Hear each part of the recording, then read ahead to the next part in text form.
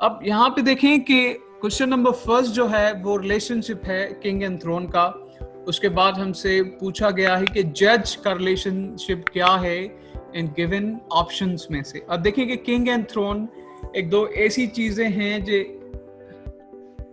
King बिना throne के इसकी हैसियत खत्म हो जाएगी। Without throne a king can not claim his place or he cannot be proved as the symbol of the power। अब थ्रोन के बिना तो किंग्स होते ही नहीं, और इस दौर में भी किंग्स हैं ही नहीं, तकरीबन दुनिया से खत्म हो चुके हैं। मॉडर्न एरा डेमोक्रेसी का एरा है। तो यहाँ पे सिंबल्स ऑफ पावर जो हैं वो कैपिटल सिटी के अंदर पार्लियामेंट है, सेनेट हाउस है, ये है। मतलब ये पार्लियामेंट जो है वो it is the symbol of power. अब जज को हम कंपेयर करेंगे लॉयर, ये भी रिलेशनशिप है, लेकिन इस कॉन्टेक्स्ट में लॉयर नहीं होगा, बेंच भी नहीं होगी, कोर्ट होगा, ट्रायल भी नहीं होगा। बेंच इस वजह से नहीं होगी क्योंकि बेंच अगर एग्जिस्ट नहीं करती किसी भी कोर्ट में, जैसे सुप्रीम और हाई कोर्ट में, तब भी जज अपना काम करेगा। बेंचेस बना ही इस वजह से जाती हैं कि कोई कॉम्प्लिकेटेड फैसला कोर्ट के सामने आता है तो वहां पे सीनियर जजेस को कलेक्ट करके एक बेंच बनाई जाती है, जिस तरीके से किसी भी केस की इन्वेस्टिगेशन बहुत जबरदस्त तरीके से हो पाए, और जो प्लेंटिफ है जिसने कंप्लेन की है, जहां उसकी दरखास्त पे वो बेंच बनाई गई है, उसके साथ भी इंसाफ हो सके, जिस पे इल्जाम है उसके साथ भी इंसाफ हो सके। तो ये बेंच उस वजह से बनाई जाती है। सेकेंड नंबर पे हम आते हैं, लॉयन है, रोअर है, फिर डोंकी है। तो अब यहाँ पे सबसे पहले तो हमें रिलेशनशिप देखना है कि लॉयन और रोअर के बीच में रिलेशनशिप क्या है। रोअर उसकी नेचर है, लॉयन की जो नेचर है क्राइंग की, शाउट करने की, वो उसे हम रोअर कहते हैं। और उसके बाद डोंकी की इस रिलेशनशिप के अंदर जो आदत है, एक नेचर है, इंस्टिंक्ट है, वो है ड्रे। उसके बाद थर्ड नंबर पे क्वेश्चन है लैम्ब एंड फ्रिस्क। अब लैम्ब और फ्रिस्क का रिलेशनशिप आपस में है, ये भी इंस्टिंक्ट है किसी भी इंडिविजुअल की। फ्रिस्क की मीनिंग है जंपिंग। लैम्ब हम कहते हैं किसी भी जानवर के छोटे बच्चे को, जैसे बकरी हो गई, भेड़ हो गई, उनके जो छोटे बच्चे होते हैं काफी शैतान होते हैं, दे आर मेकिंग मैस, हर जगह पे उनको मस्ती मजाक करनी आती है, तो दे ऑलवेज जंप, सारा दिन उनकी जंपिंग चलती रहती है, खेलना कूदना, तो इसको हम फ्रिस्क कहते हैं। अब लैम्ब एंड फ्रिस्क का जो रिलेशनशिप है, उसी तरीके का रिलेशनशिप हम देखेंगे माउस एंड बाकी जो वर्ड्स हैं इसमें। प्रोड नहीं है, स्कैम्पर कहते हैं। माउस की जो इंस्टिंक्ट है, जिस तरीके से बिहेव करता है माउस, उसके लिए वर्ड है स्कैम्पर। गैलप एंड फ्लिट, अगर ये डिफरेंट वर्ड्स हैं, अलग एनिमल्स के लिए हैं, अलग चीजों के लिए हैं। फोर्थ नंबर पे क्वेश्चन है सर्किल एंड आर का। अब यहाँ पे स्क्वायर दिया हुआ है। सर्किल एंड आर का जो रिलेशनशिप है, हमने एक चीज पढ़ी थी कि एक कंप्लीट चीज है, उसके बाद उसका पार्ट है, ये दोनों भी रिलेशनशिप हैं। जैसे शार्ड था, शार्ड के बाद पॉटरी था, कोई भी मिट्टी का बर्तन बना हुआ है, वो टूट गया, उसके टुकड़े को हम शार्ड कहेंगे। ये वही एग्जाम्पल है। आर्क को मिला के सर्कल बनाया जाता है। आप एक या दो या तीन आर्क मिला के एक पूरा सर्कल बना सकते हैं, उससे ज्यादा भी इसमें वो चीजें हैं ऐड हो सकती हैं। बुनियादी तौर पे यहाँ पे जो समझने वाली चीज है वो ये है कि आर्क से सर्कल बना हुआ है। अब स्क्वायर किस चीज से बना हुआ है, ये क्वेश्चन कहने का मकसद ये है। अब हम देखेंगे, we know about the square. Square 4 equal lines होती हैं, उसे हम स्क्वायर कहते हैं। तो इसका आंसर है लॉइन। ये ट्रायंगल भी नहीं है, स्फेयर भी नहीं है, रेक्टेंगल भी नहीं है, इक्वल लाइंस हैं। और इसका जो बेसिक इंस्टिंक्ट है, बेसिक फाउंडिंग स्टोन है, वो है लाइन। उसके बाद है ब्रिंजल। अब यहाँ पे ब्रिंजल एंड वेजिटेबल, यहाँ पे individual and class, individual and group की बात की गई है, क्लासिफिकेशन ऑफ अ थिंग की बात की गई है। एनालॉजी के अंदर जो क्लासिफिकेशन थी चीजों की और कैटेगरीज चीजों की बनाई गई थी, अब ये वहां से सवाल है।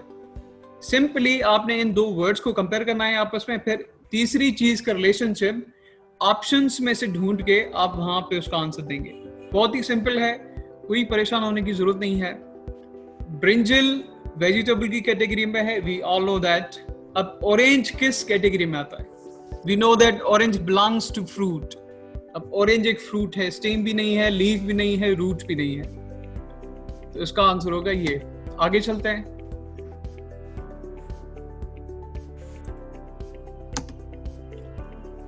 सिक्स नंबर हमारा क्वेश्चन है कंटेमिनेशन, फूड इन्फेक्शन, और बाद में ऑप्शंस दिए गए हैं।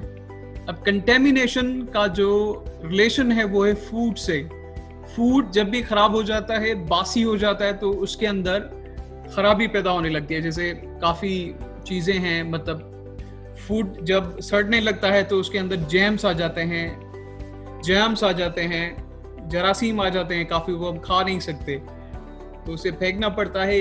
या फिर फूड को सड़ने से बचाने के लिए काफ़ी चीज़ें हम करते हैं, जैसे फ्रिज में रखते हैं, तो ये सारी चीज़ें होती हैं।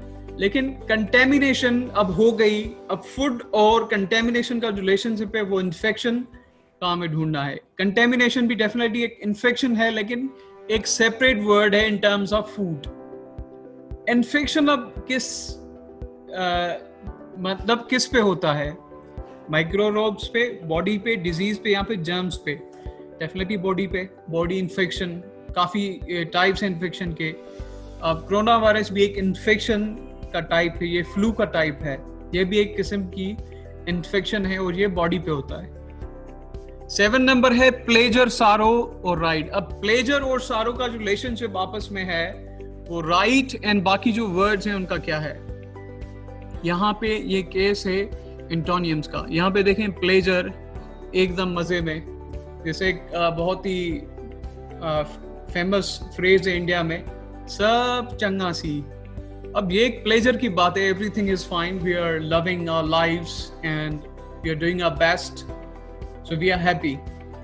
अब उसके सामने जो वर्ड दिया गया है वो है सारो, मतलब ये एंटोनियम्स हैं आपस में, सब चंगा सी नहीं है, दूसरा वर्ड कह रहा है। अब यहाँ पे दिया हुआ है राइट, तो इसका एंटोनियम होगा डायरेक्ट रॉन्ग। वंडरफुल भी नहीं होगा, हैप्पी भी नहीं है, श्योर भी नहीं है, क्योंकि ये इसके सिनोनिम्स हो सकते हैं लेकिन एंटोनियम्स नहीं है।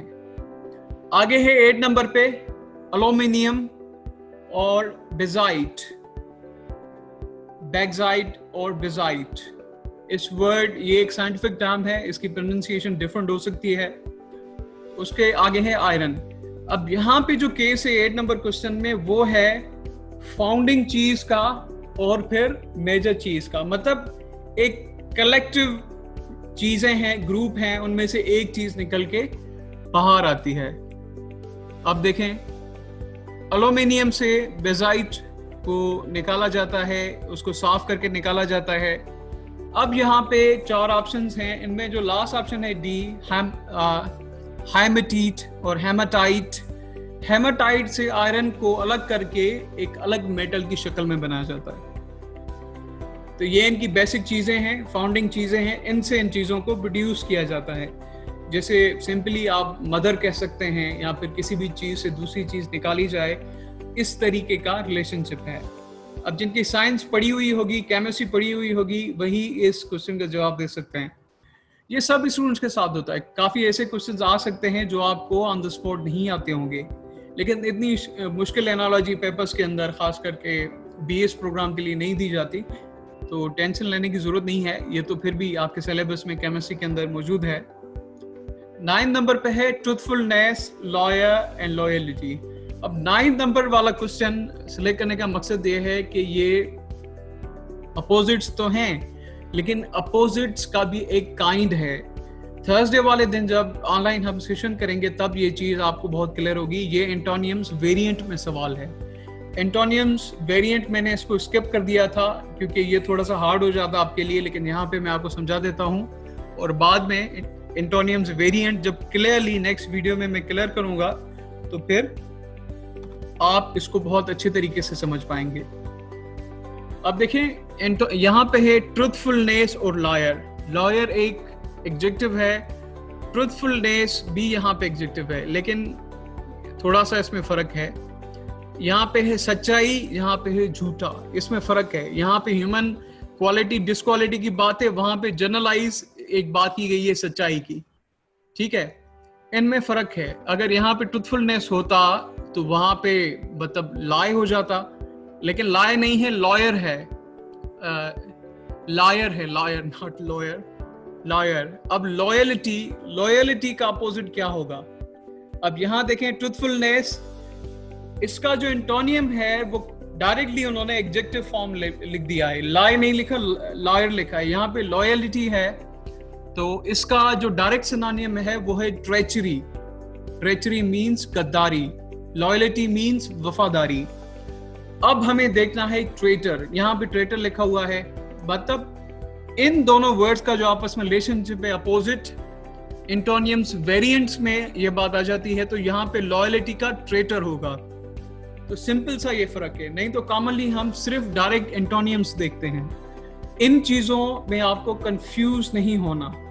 ट्रुथफुलनेस एंड लायर, इन दोनों का रिलेशनशिप जब हमने कंपेयर किया मीनिंग के कॉन्टेक्स्ट में, मीनिंग के अलावा जब हमने इन चीजों को देखा कि क्लासिफिकेशन, जो वर्ड क्लासिफिकेशन है ग्रामर में, उनमें ये दोनों चीजें अलग हैं, तो इस वजह से we have come to know that this falls in another category. तो इसमें काफी केयरफुल रहिएगा, ऐसा ना हो कि रिलेशनशिप पूछा गया हो एंटोनियम्स का, आप एंटोनियम्स वेरिएंट्स करें, इससे थोड़ा सा बचिएगा।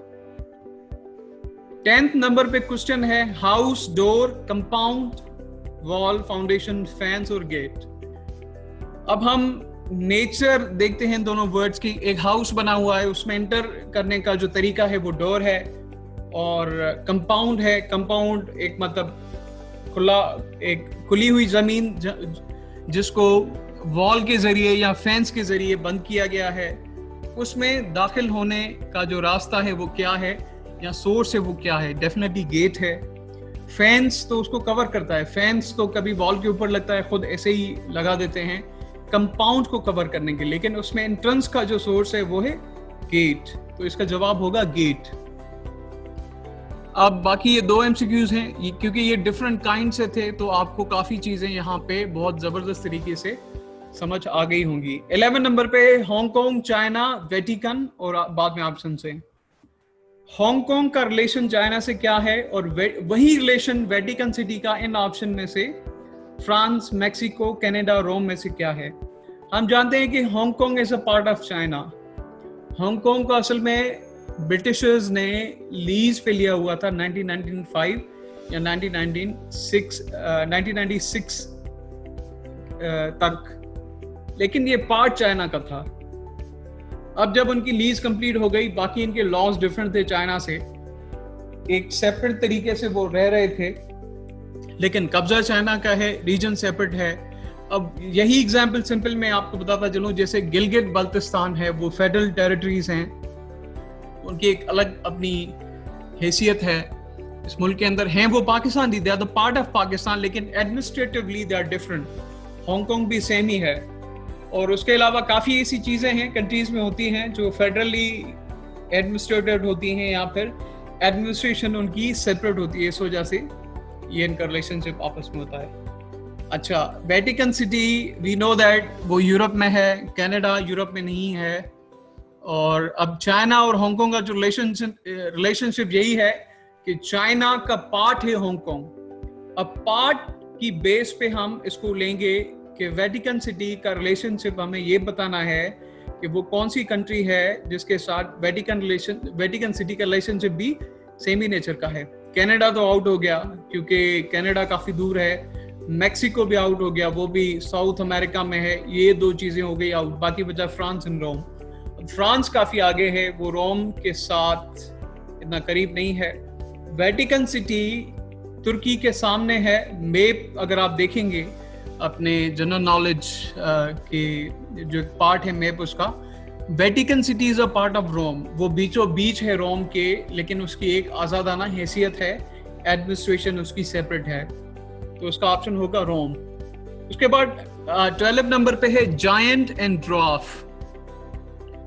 जायंट हम कहते हैं जो बड़े लोग हैं, जिसे देव भी कहा जाता था। बचपन में जब भी कोई शरारत करता है तो उसे कहते हैं कि भाई शरारत नहीं करो, देव आ जाएगा। I don't know about the particular terms in different language, लेकिन इस तरीके से बच्चों को कहा जाता है। अब ये दोनों फिक्शनल कैरेक्टर्स हैं। फिक्शनल कैरेक्टर्स ऐसे कि डॉफ पे मूवी भी बनी हुई है, वो अगर आप देखेंगे एक छोटे से लोग होते हैं, बाकी बड़े से होते हैं। अब जायंट एंड ड्वार्फ एंटोनियम्स हैं, एक दूसरे के अपोजिट है। एक छोटा है, दूसरा काफी बड़ा है। एवरेज भी नहीं है, काफी बड़ा है। बड़ा छोटा ये हो गए आपस में एंटोनियम्स। अब जीनियस का एंटोनियम हमें ढूंढना है। अब जायंट एंड ड्वार्फ ये सेम कैटेगरी के हैं, इसकी इन दोनों की क्लासिफिकेशन भी सेम है, ग्रामर के अंदर भी ये सेम है। जायंट एंड ड्वार्फ एडजेक्टिव्स हैं, नेम्स भी हैं। अब ये चीजें सेम हैं, तो हम यहाँ पे क्लासिफिकेशन वाला चक्कर जो है वो यहाँ पे क्लियर है, हमें क्लैरिटी दी हुई है। ये एंटोनियम का केस है, एंटोनियम्स वेरिएंट्स का नहीं। विक्ट नहीं, विक्ट और जीनियस का कोई ताल्लुक नहीं है एंटोनियम्स में से भी। जेंटलनेस का भी नहीं है, टाइनी का भी नहीं है, बल्कि इडियट का है, जीनियस एंड इडियट। तो उसका ऑप्शन होगा सी। अब ये 12 क्वेश्चंस थे आपके समझाने के लिए, डिफरेंट काइंड से लिए गए थे, कुछ मैचिंग थे आपस में। तो आई होप आपको समझ आ गए होंगे, लेकिन फिर भी कोई भी क्वेश्चन हो तो आप भी। Thank you so much, see you in the next topic.